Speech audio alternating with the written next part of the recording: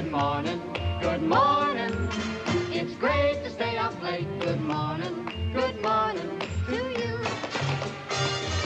When the band began to play, the stars were shining bright. Now the milkman's on his way. It's too late to say good night. So good morning, good morning. Sunbeams will be bright. Hey, our guest today is the one in the middle. Welcome, Debbie Reynolds. Good morning, good morning. Good morning, good morning to you. Oh, this is a highlight. Oh, my goodness. This is definitely the highlight of my life. I mean, It's my best dancing partner, isn't he, Jim? How are you? oh, fantastic. Where Thank do you want me to sit? Right over here in the middle. Okay, hi, everybody, hi. Howdy, folks.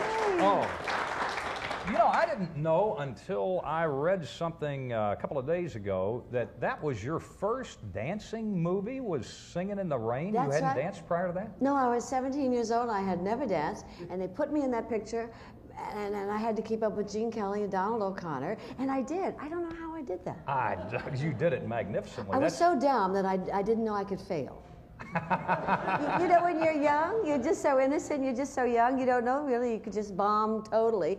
But I worked so hard, and Gene Kelly, of course, was a taskmaster. But I learned really how to, I call it sweat.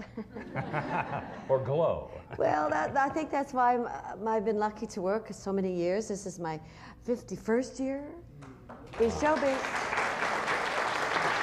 Long time. Yeah.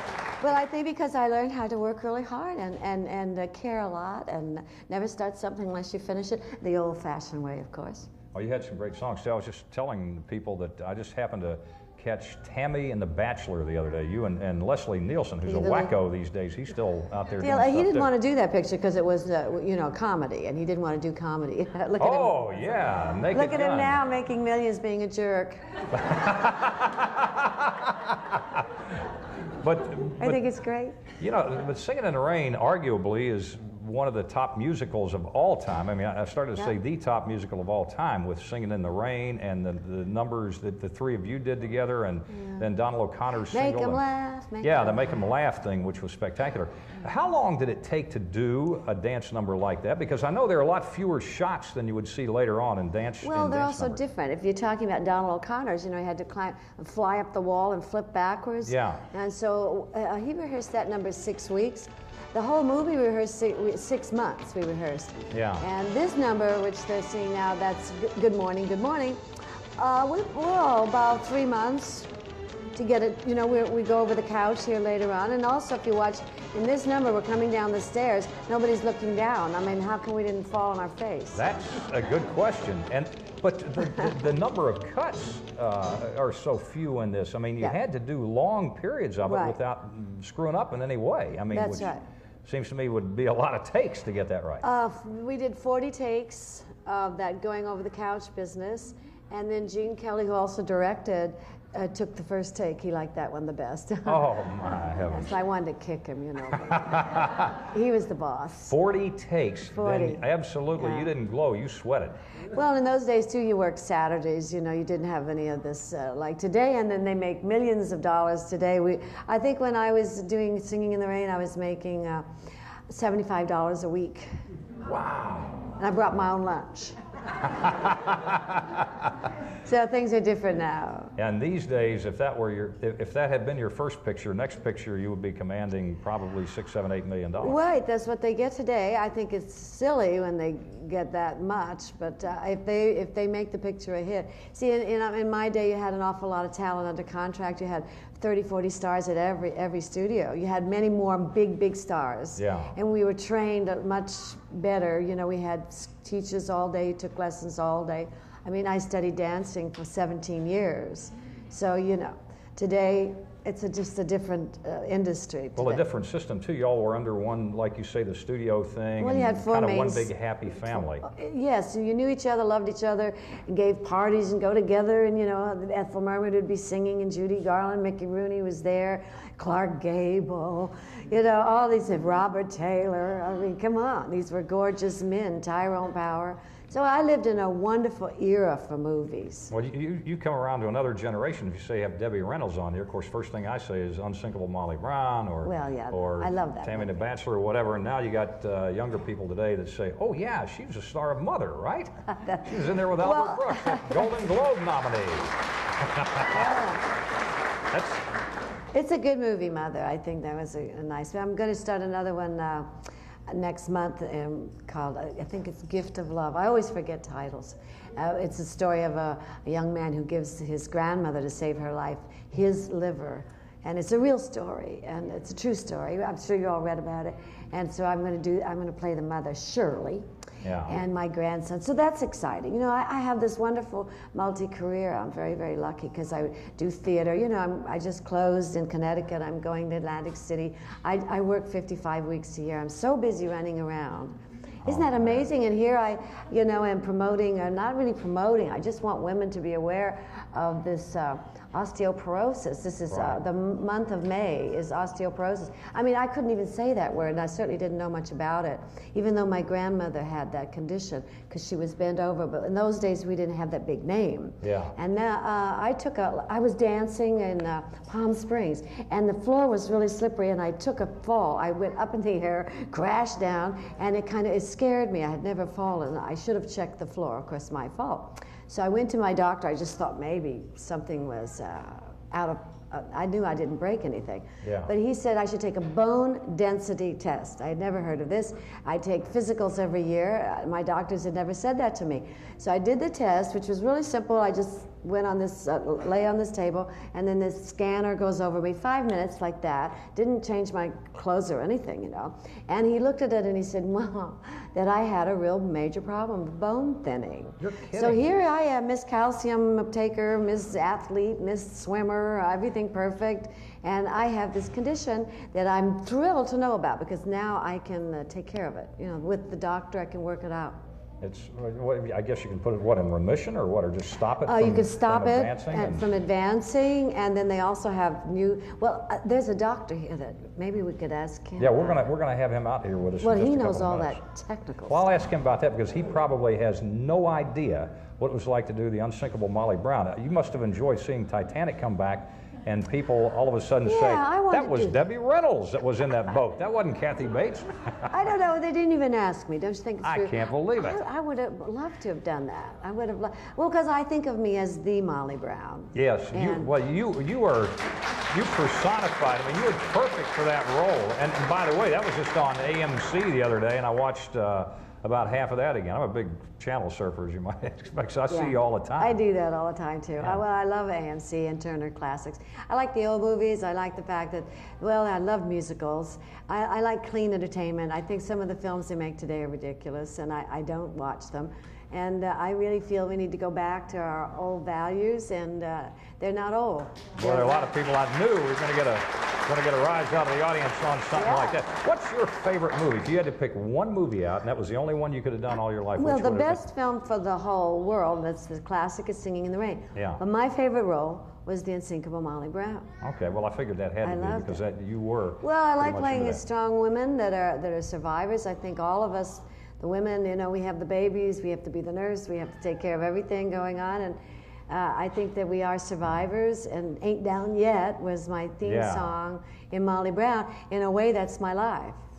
Ain't Down Yet. Oh, we're a long way from that. One other quick thing here before they make us take a break, and that is you have preserved costumes and memorabilia from Hollywood, which I guess you now have on display where, in Vegas? Well, I had it on display in Las Vegas. Unfortunately, I lost that piece of property recently through another bad marriage. I have no taste in men donuts.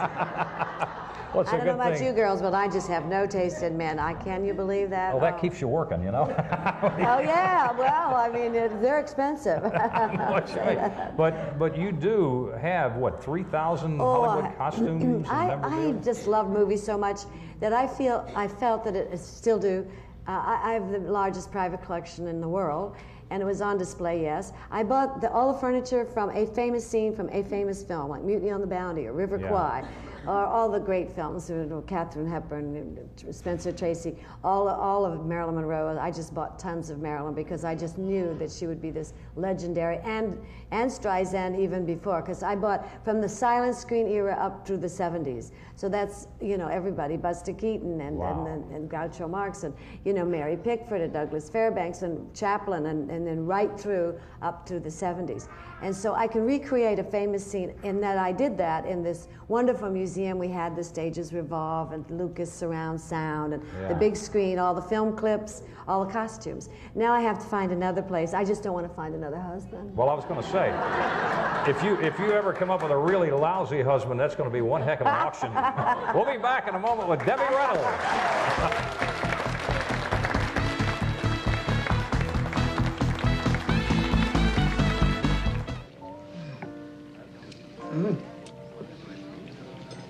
Honey, you look good. But? What, dear? Just wondering when the butt's coming. Is that what you think I do? Well, I don't think you do it. That's what you do. Oh, honey, I don't mean anything by it. It's just something a mother does. Well, I don't know that every mother does that. I don't think every mother says, honey, you look good, but your hair is thinning. Oh, honey, I never told you your hair was thinning. Yes, you did. The last time I was at the house, on my way out, you called after me. Look out for your bald spot, remember? Oh, well, someone has to say that. A mother, what else? Debbie Reynolds, our guest today, Golden Globe nominated performance with Albert Brooks. And also joining us is Dr. Harris McElwain, who is an authority on the subject that we touched on briefly a few moments ago, and it's a passion of Debbie's right now, osteoporosis, having found out that you were on the verge here. Well, that's right. Well, when I took the test, I found out, and that's just 2.5 weeks ago. So all the girls have to go take that bone density test that I had never heard of. It's been around, too. Is that right? Right. You know, 30 million Americans are affected by osteoporosis, and unfortunately, most don't know it. 90% of people do not even know they have it and aren't treated. The only way to know if you have osteoporosis is to have the bone density test. It's simple, it's easy, takes 3 or 4 minutes. You don't have to take your clothes off. There's no pain, and most insurances cover it. So it's a smart thing to do to prevent those fractures that can keep you from dancing and doing all the things you want. So what happens if you don't and it advances beyond there? What ultimately happens? Well, most people don't today, and so the next thing that happens is they have a fracture, because when you have osteoporosis, which is thinning of the bones, there's no way to know it. You can't tell it or feel it. So the first sign is usually when you break a bone, and unfortunately, if the first time you break a bone, it's a hip, it's a devastating kind of thing. The good news is you don't have to have that happen. You can take some really easy steps, beginning with checking the bone density and not have any fractures. And then what do you do to impede it or to stop it or to reverse it? Well, you check your bone density, especially for women over 65. All women over 65 should get it done. Just barely. Just the hair of your chinny chin chin. Another great time is around the time of menopause, because many women become at risk then. And that's an even better time because you can actually prevent it from happening. Just like if you had hypertension, you could prevent a stroke, or if you had high cholesterol, you could prevent a heart attack. Take that information to your doctor, and your doctor can show you exactly what to do. There's some simple steps like taking calcium and vitamin D and exercising and a lot of new medications that can actually make the bones get stronger and prevent fractures. I did all that, and I still have it. I did all that. And what I didn't do, well, I didn't ask the doctor because I didn't know about the test. And now, girls, you have to call your doctor and say, I want the test. And he'll say, well, you don't need it. And you'll say, well, how would you know that? Are you in my bones? Well, you can do what Debbie did, go out and do a movie. And, you know, that'll clear it right up. We'll be back in a moment with Debbie Reynolds and Dr. Harris McElwain.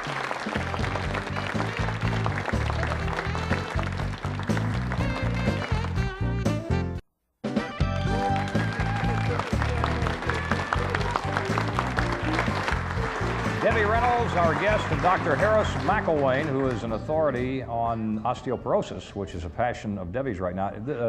Another passion we just saw here, too, a picture with you and Carrie, who has who's developed quite a career as an author, especially. Well, now she's, yes, a writer. She doesn't really want to act anymore because she has a little baby girl who's 6 years old, my granddaughter, Billy. So my daughter, but she's going to take this test too, because my grandmother had osteoporosis, my mother, and myself. So even though she's not It's genetic? Menopausal. Is it genetic? Answer that. It certainly can be. If you have a family history, someone in the family had a broken bone or stooped over posture, definitely a red flag. Is it more for women than men, or does it hit gender? It's actually neutral? more for women now. About 1 in 3 of women over 50 have it. Wow. And actually about women over age 50 have about a 50% chance of having a broken bone from osteoporosis. However, about 20% of the people who have osteoporosis are men. So men, look out. Uh-oh. Yeah, and you have no way of judging that because they don't have a menopausal problem. Exactly. Oh, yes, but some people say we're carriers. Debbie Reynolds, our guest, and Dr. Harris McElwain, and we'll be back in just a moment. Don't go away.